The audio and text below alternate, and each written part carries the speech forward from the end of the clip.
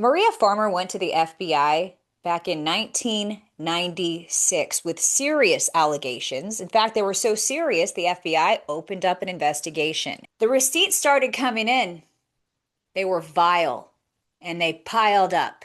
And the paper trail continued to get longer and longer. And what could have been stopped right in its tracks, many of us are wondering, how in the world was this able to go on for so long? And while God's children had their innocence ripped from them,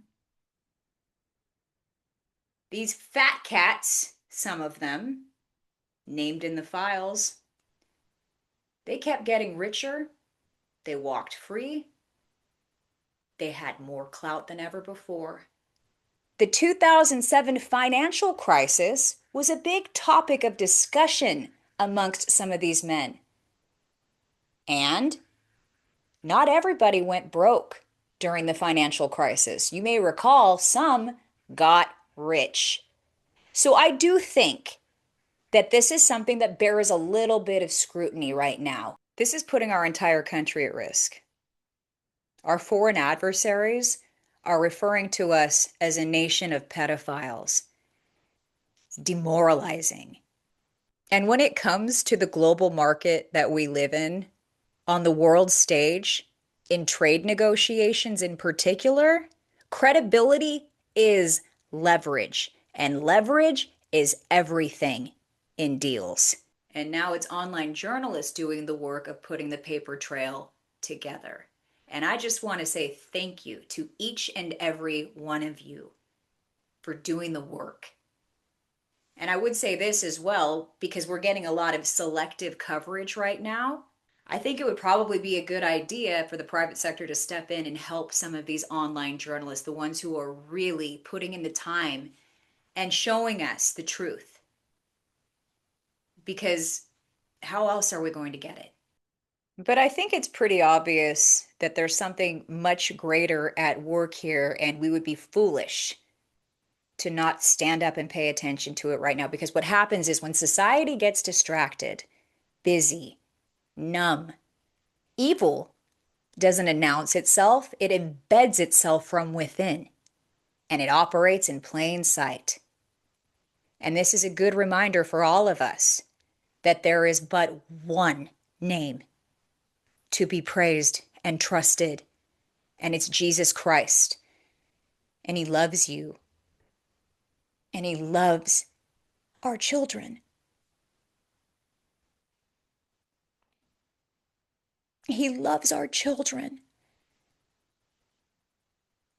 When my faith is rocked, something that I always do to bring me back to center is I watch near-death experiences, and there's one that I want to share with you. This is from a man who had a near-death experience, and what his story really reveals is how important you are. You were brain dead, so Yes. they pronounced you clinically dead Yes. for 11 hours. Yes. And yet during that time, this is when you're visiting heaven. Yes. So in heaven, the angels show you these light beams. What's going on there? Tell us a bit more. They bow to me, and I have to tell you this.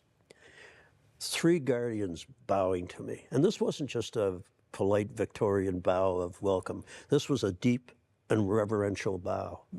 And I felt very uncomfortable with it. And I said, why do you bow to me? I am but mankind. Why do you bow to me? The answer was so beautiful. The guardian said, James, we bow to mankind because when we look at you, we see the light of our master in you.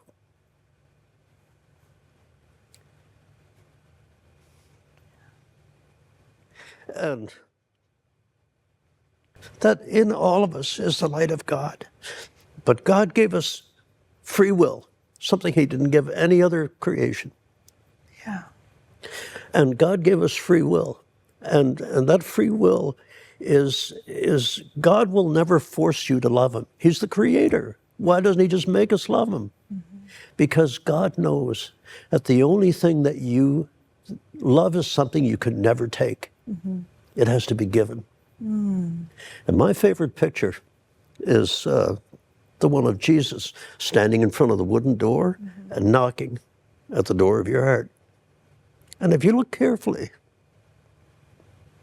there's no handle on that door. It can only be opened by you to allow God in. Yeah.